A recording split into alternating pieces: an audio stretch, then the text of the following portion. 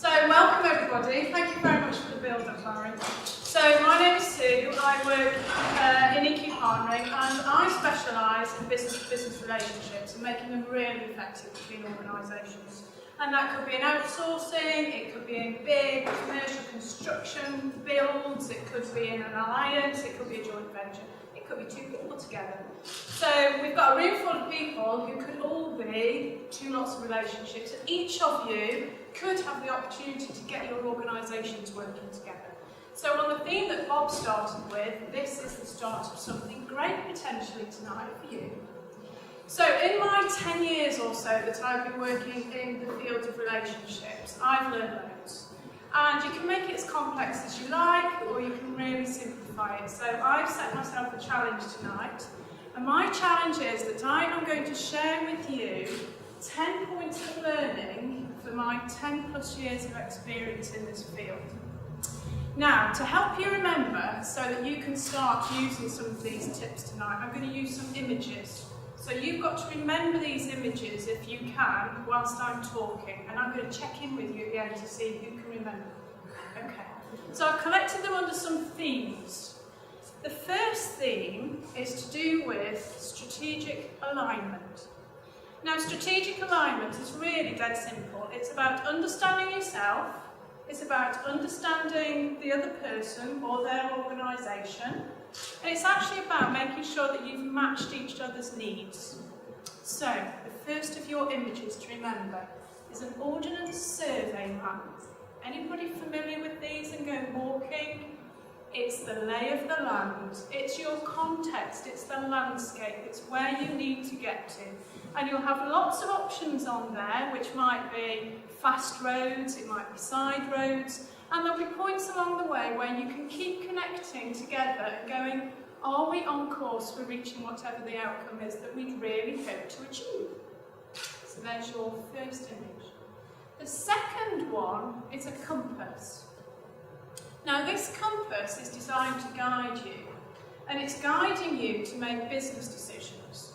And those business decisions will be based on certain drivers for your business or for yourself.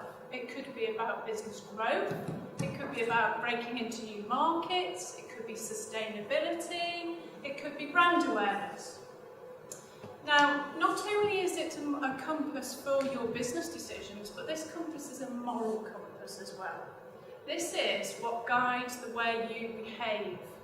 Now, for me, I always refer back to the things which are really important to me. And I can list them off really quickly. So at the top of my list is my family, really important to me. Next is nature. I love being part of nature. If I can't get out every day and just have a walk and breathe some fresh air, I start to get really frustrated. Another one for me is about independence. I kind of like to do my own thing and have some freedom. And then two, which actually drive the work that I do, are around respect. Respect between individuals, respect between organisations, and honesty. Okay, so there's your moral compass, remember the compass. The next one that I want you to think about is an alarm. Could be a fire alarm, for example. Circular disc, you might see them on the side of a building, two clangers on the top. Now what this represents is the things which keep you awake at night. What do you get worried about? What scares you? So that when you're in a relationship with another person, another organisation, another business, you can tell them about that, and they can actually do things to avoid it, to keep you safe. So you can kind of go, do you know what? I really trust these people. They're looking after me. Now for me, for example, it's about reputation. I need to know that I've done some great stuff. And if anything affects that, then I'll start to get a bit anxious. So another one then is a work of art. Now this work of art represents your personality or the culture of your organisation. Are you, for example, a Mona Lisa who might have a very enigmatic smile? You're a bit unsure about what's going on in the background. Are you perhaps a Monet, an impressionist painting, where people kind of go, left a great impression, but a bit shy on detail here? Or perhaps you might be a Lowry, you know, real work ethic, very purposeful, not very colourful. Now, if you can imagine getting the Lowry and the Impressionists together, then you kind of go, ooh, there's an interesting mix. Could be a bit of a clash there. And it's not about being the same, it's about understanding each other's differences. So, the next area that I'm going to touch on is actually about disciplined delivery. And you're all kind of going to go, yeah, we knew that, because actually this is dead simple. You've got to do what you promised to do. So when two organisations are working together, you've both got expectations of each other, you've got to deliver on them, or else they're going to go, well, I'm not working with you again. And there's 3 images I'm going to share with you on this. The first one is a wall planner. Oh, that's boring, isn't it? Oh, but it's got to be done. You've got to know who's doing what, in what order, the processes, the way you're going to work together, who's going to do this, who's going to do that, la-di-da-di-da. The next image I'm going to share with you is a bread roll. Why a bread roll? Well, it's a bit of a play on words, really, because actually you've got to know what each other's roles are. And I have been in so many situations where you've gone, oh, well, I thought they were doing that. Well, no, nobody talks about it. So define who is doing what, and more importantly, make each other accountable for it. Then the next one. Now, Martin, we talked about this earlier today. The next one's a phone. And the reason I share this with you is because actually you can't build a relationship by text and email.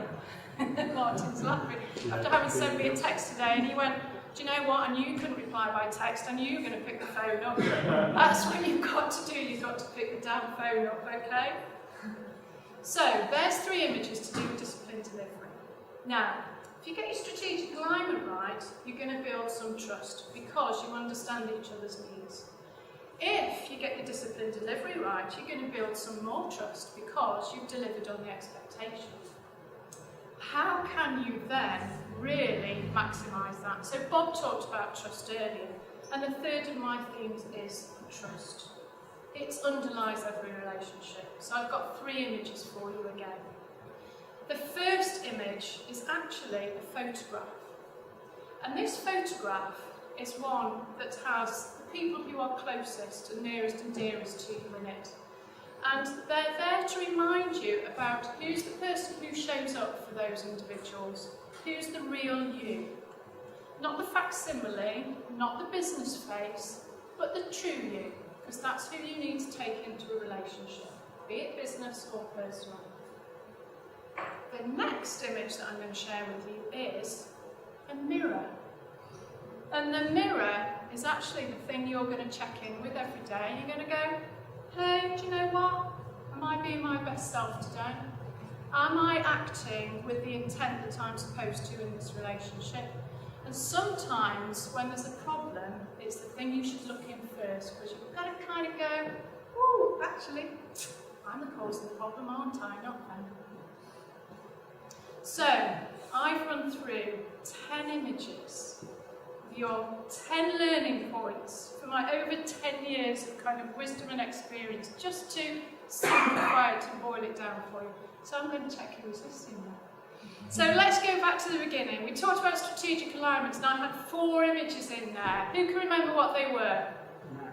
A map. Compass. The long bell. And work of art. It's always on the generation game. So then we were on to discipline delivery, and I gave you 3 images. What do you remember from those 3 images? What were they? The telephone and the bread roll, I heard over here, absolutely. Then we talked about trust. mirror. Mirror, yes. The photograph. I've left one out. The one I've left out is a chair. Because actually, the chair is the thing you need to sit in so that you really have a good conversation with the other person. And sometimes you need to swap chairs and just see the landscape from somebody else's view. So that's 1 through 10 of all the images I want to share. But just think, you are representing a whole organisation which could have 100 people, 1,000 people in. Do you know the one last thing you're going to need to connect them is a megaphone.